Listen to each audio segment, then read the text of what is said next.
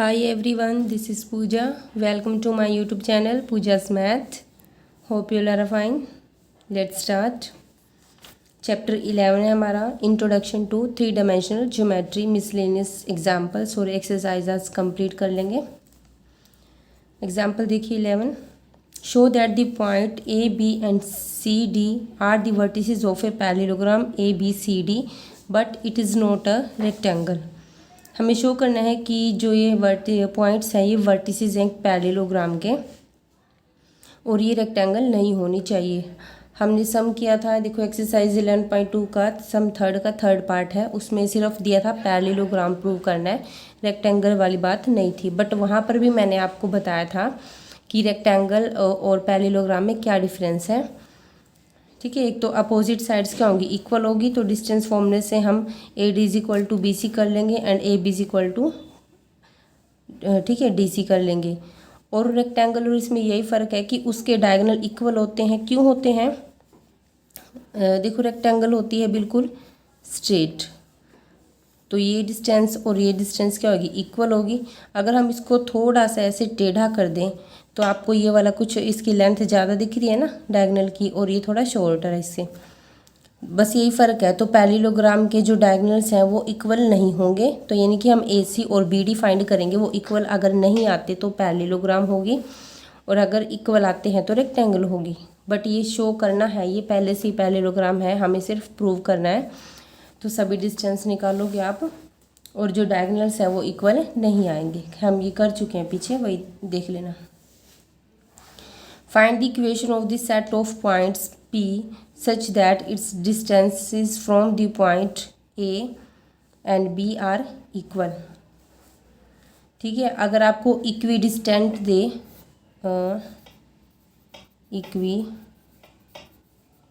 Equidistant दे points या फिर equal दे, same बात है. ये एक्सरसाइज 11.2 का सम फोर्थ है, बिल्कुल सेम मेथड रहेगा. बस डिस्टेंस फॉर्मूले से A P is equal to B P लिखना है और आगे सोल्व करना है. देख लीजिए सोल्यूशन इसका. 13 देखिए, ये थोड़ा डिफरेंट है. The centroid of a triangle A B C is at the point this, यानी कि एक ट्रायंगल है, उसका जो सेंट्रोइड है वो क्या है, ये है. If the coordinates of A and B are this, यानी कि जो वर्टिसेस है ट्रायंगल के, दो कोऑर्डिनेट तो गिवन है. Find the coordinate of point C, C के कोऑर्डिनेट हमें फाइंड करने हैं. अब सेंट्रोइड आपको पता होना चाहिए क्या होता है, जहाँ पर हमारी ट्रायंगल्स की मीडियंस क्या होती है, मीट करती हैं एक दूसरे से, वो क्या होता है, सेंट्रोइड होता है. मीडियंस क्या होती है, किसी भी वर्टिसेस की जो अपोजिट साइड होती है उसके मिड पॉइंट से जो हम लाइन बनाते हैं ना मिला के वर्टिसेस को, उसके मिड पॉइंट से मीट करते हैं, तो वो लाइन क्या होती है, मीडियन. जैसे ये इसकी सारी मीडियंस हैं. अब सिंपली देखो सेंट्रोइड का फॉर्मूला क्या होता है हमारा, x1 प्लस x2. देखो मैंने ये राइट किया हुआ है, x1 plus x2 plus x3/3, y1 plus y2 y3/3, z1 plus z2 plus z3/3. यानी कि जो तीनों वर्टिसेस है ना, तीनों में पहले तीनों एक्स को ऐड करेंगे डिवाइड बाय 3, फिर वाई वाले कोऑर्डिनेट को ऐड करेंगे डिवाइड बाय 3, फिर जेड वाले कोऑर्डिनेट को ऐड करेंगे डिवाइड बाय 3. बस ये फॉर्मूला लगाना है. और सेंट्रोइड गिवन है हमें, तो इस तरफ क्या आ जाएगा, सेंट्रोइड हम पुट कर देंगे और इसको कंपेयर करेंगे तो वैल्यूज़ आ जाएगी. ठीक है, फर्स्ट वाला एक्स कोऑर्डिनेट के इक्वल, वाई वाला वाई कोऑर्डिनेट के इक्वल एंड जेड वाला जेड कोऑर्डिनेट के इक्वल, तीनों 1 के इक्वल आएंगे. क्रॉस मल्टीप्लाई करके इनको जस्ट सॉल्व करना है तो आपको कोऑर्डिनेट मिल जाएंगे यहाँ पर.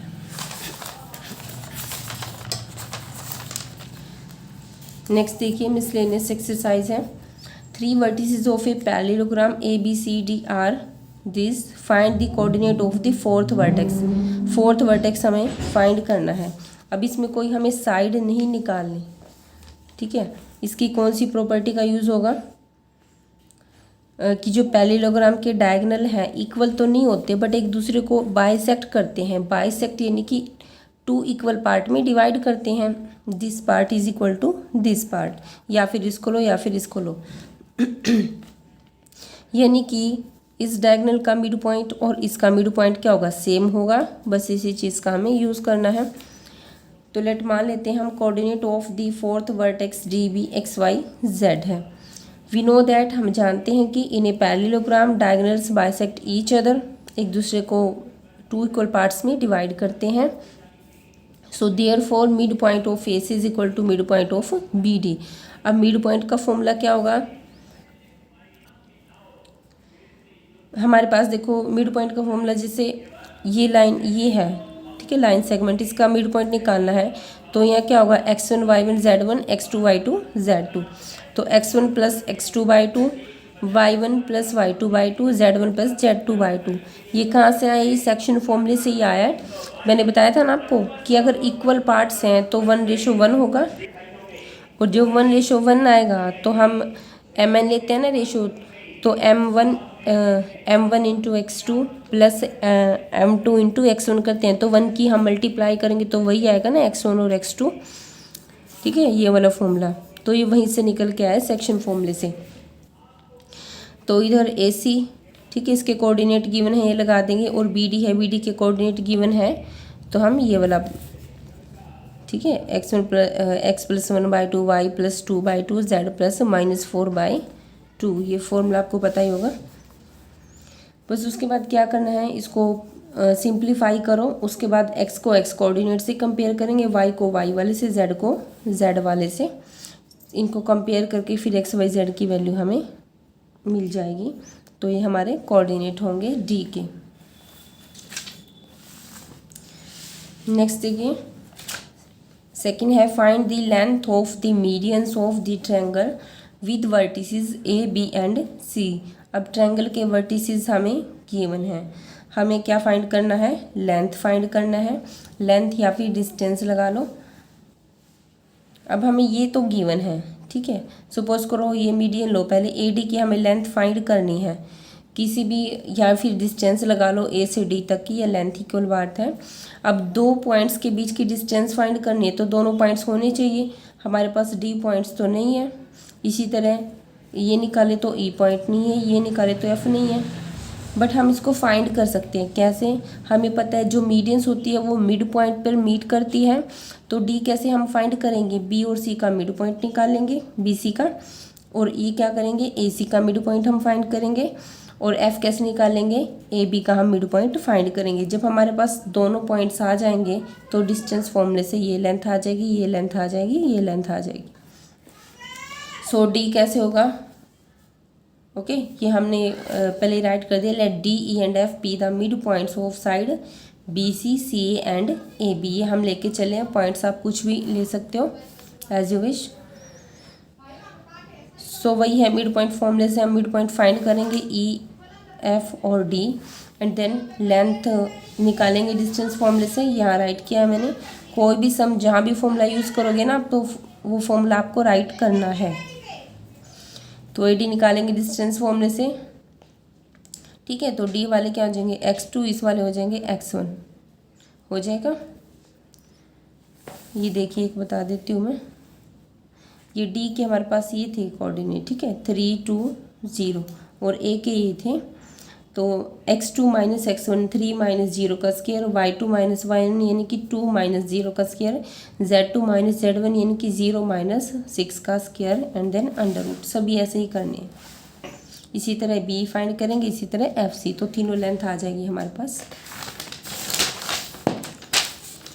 नेक्स्ट है, if the origin is the centroid of the triangle PQR। अब की बार सेंट्रोइड हमें ओरिजिन गिवन है, यानी कि 0 0 0, और वर्टेक्स क्या है उसके, PQ and R। Find the value of ABC।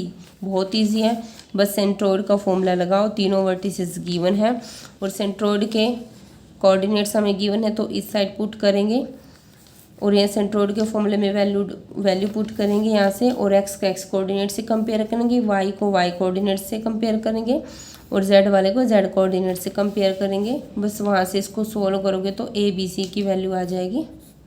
Okay, बहुत इजी है, बस स्टेटमेंट को थोड़ा समझना होता है। क्वेश्चन अच्छे हैं मिसलेनियस एक्सरसाइज में। फोर्थ देखिए, find the coordinates of A point on y axis. अब वाई एक्सिस पे दिया है पॉइंट तो कुछ ना कुछ मतलब पॉइंट्स निकल के आएगा। अब वाई एक्सिस पे क्या होगा, एक्स और जेड क्या होंगे, 0 होंगे कोऑर्डिनेट। और क्या कह रहा है कि जो ये पॉइंट है ना, ये क्या है, which are at a distance of 5√2 from the point P। अब जो ये पॉइंट है ये P पॉइंट से कितने डिस्टेंस पे है, 5√2 पे। वही है डिस्टेंस फॉर्मूले का यूज़ करेंगे हम। Let the required point on Y axis भी, हमने मान लिया कि जो वाई एक्सिस पे पॉइंट है वो क्या है, ये है। अब क्योंकि वाई एक्सिस पे है तो एक्स और जेड कोऑर्डिनेट तो होंगे 0 और वाई वाले को हमने वाई लेट कर लिया। अब वाई की वैल्यू फाइंड कर लेंगे तो पॉइंट आ जाएगा हमारा।